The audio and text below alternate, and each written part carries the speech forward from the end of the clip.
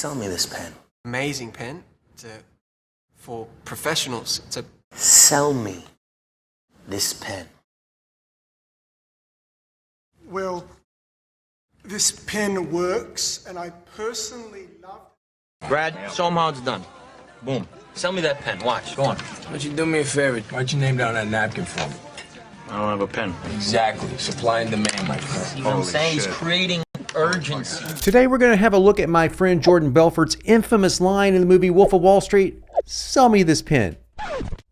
Wait, sell me this pen. And more than that, I'm going to tell you the number one mistake copywriters make, the number one killer. It is literally the kiss of death when it comes to copywriting, and you better avoid it at all costs. I'm John Benson, and this is Sales Copy Secrets.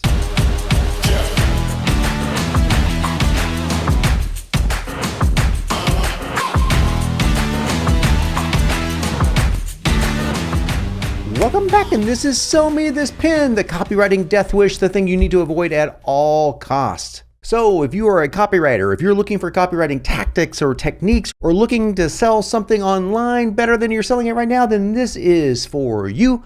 Let's dive into the training. And you need to watch this all the way to the end, because dripped throughout this entire video is going to be clips of Jordan speaking live, the real Jordan Belfort, not Leo DiCaprio playing Jordan Belfort. And I will tell you this much: Jordan has forgotten more about selling than most people will ever know. And yes, he used to use that for very ill-gotten gain.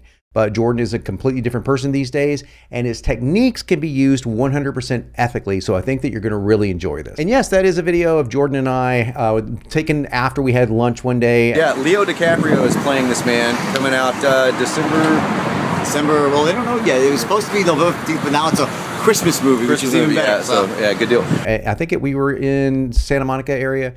And yeah, we spent quite a bit of time together, especially around the movie Wolf of Wall Street. So that was a fun time in my life. So I learned a lot of this directly from Jordan, and I've learned a lot of it from other copywriters talking about Jordan. So let's dive into the training right now. So the kiss of death in copywriting is trying to sell the product itself rather than the benefits the product delivers. Okay, that is the kiss of death. In other words, you're selling features over benefits.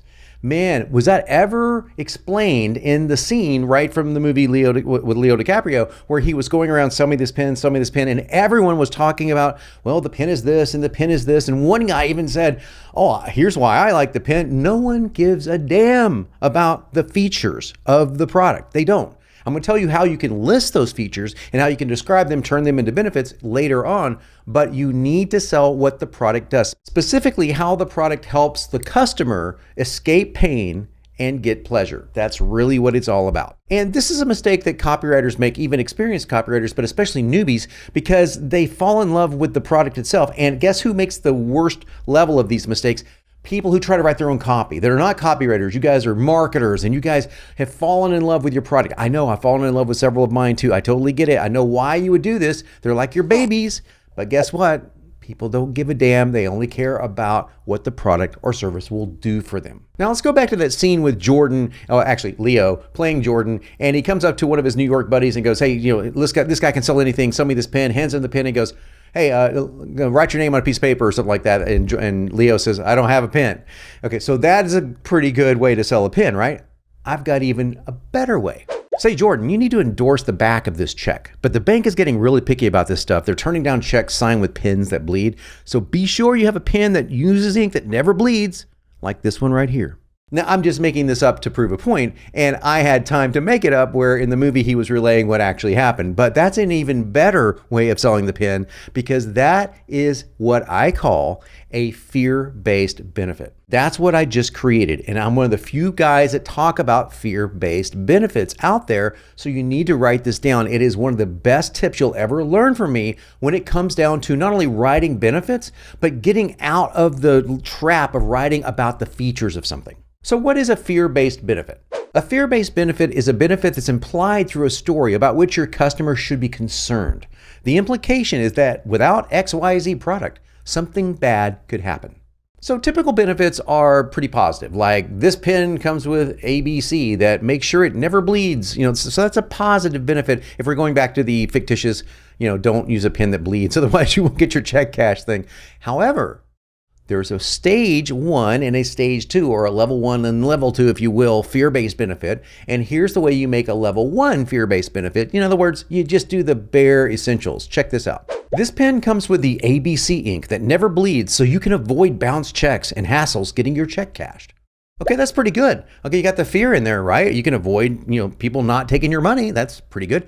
But there is a level 2. There is a level 2 fear-based benefit. And that's what I did in the fictitious story with Jordan and his buddy. So what I did, if you'll notice, is I was talking about the benefit before I ever even mentioned the pen at all, in a negative way. So in other words, I was talking about the problem of banks not cashing checks unless it has the right ink, and so that's why you need this. So I set up a mini story in the prospect's mind. So when I got to that benefit, they've already heard why it's important, and then I reinforce it. I double down with a similar statement that I just read, similar benefit statement that I just read, so they know for sure, not only do they get it, but they've seen it in a story. That is a level 2 fear-based benefit. So before I go on to cover the most important exercise I believe you can do before you write anything, let me ask you a question. How am I doing? You like what you're hearing so far? If so, do me a favor, pulverize that like button down below. This is my weird accent that comes from nowhere. Do me a favor as well. Subscribe to the channel if you haven't already. Leave me a comment. Let me know how I'm doing, and be sure to ring that bell for notifications when my new videos drop. Now let's get on with it. So here's the most important thing you can do before you write anything, especially like a sales letter or a video sales letter. Here's what I want you to do. I want you to take a spreadsheet, like a Google Docs or Google Sheets rather. That's perfectly fine. Think of a 4-column spreadsheet. Very simple. Column A is going to list off all the things your customer wants, the positive things that they're looking for. And column B is going to list off exactly why the product that you or service that you're selling answers that column A. Then in column C, you're going to list off all the fears, all the pain that your customer is experiencing right now. And in column D, how the product or service eases or solves or cures that level of pain. This is such a simple but potent exercise. I say literally do it before you do anything else. If you do, you can almost always avoid the trap of writing more about features than you do about benefits. And it's a great place to start getting the creative juices flowing, because basically that's what copywriting is. We're talking about solving problems, especially pain, and giving pleasure. That's it. Now listen to how Jordan himself puts this in a live interview. Check it out. The whole sell me this pen narrative is really, it's a test that you give to a salesman to see if they really understand what selling's all about. If you ask someone who's not a professional salesman, who doesn't have the right instincts, they'll start actually trying to sell you a pen. This pen is great. This pen writes upside down. It's the best value for its money. This pen will last forever. Here, buy this pen. Here's the thing. Only one rational thing you could do when someone says, sell me this pen, and that is to start asking them questions. So tell me, how long have you been in the market for a pen? What type of pens have you used in the past? Is it business or personal? Typically when you buy a pen, what type of money do you spend on one? Do you buy expensive pen? The key to selling is to find out, step one, what are your clients' needs, values? What pain are they looking to resolve? What do they need? And you're looking to fill that need. So now finally, when do you mention features? Certainly you have to mention features somewhere, like you're selling a microwave oven. It comes with XYZ that makes you cook blah. Yes, you kind of do. But I'm going to give you 5 rules to use for the ultimate in feature writing that turns features into benefits, and make sure that you are not talking about the thing. You're talking about what the thing does for the person. Thing less important than person, right? Right. Let's check them out. First of all, never mention a feature without explaining how it either removes pain from the customer or gives them a benefit of pleasure. For example, comes with the XYZ feature so you can avoid blank, or so that you can get blank. Just that simple. Very simple formula to follow. And number 2, begin with the question, want to blank? If you start a benefit with want to blank, want to lose weight faster, want to burn fat away from your hips, want to jumpstart your career as a copywriter, then you're going to love XYZ feature because it lets you do that. So now I frame the feature in something that I know that they want or that they probably said yes to. Number 3, try to make sure the features are as unique as possible. So if you're selling something that's the same thing as everything else, try to rename the feature to where it sounds better. At least describe the feature in the ultimate way so that if it's like everybody else, at least it's written in a way that's more compelling.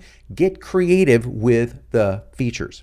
Now, one of my favorite tips is number 4, use a feature as a testimonial. And here's how that may work. I'm going to read this off.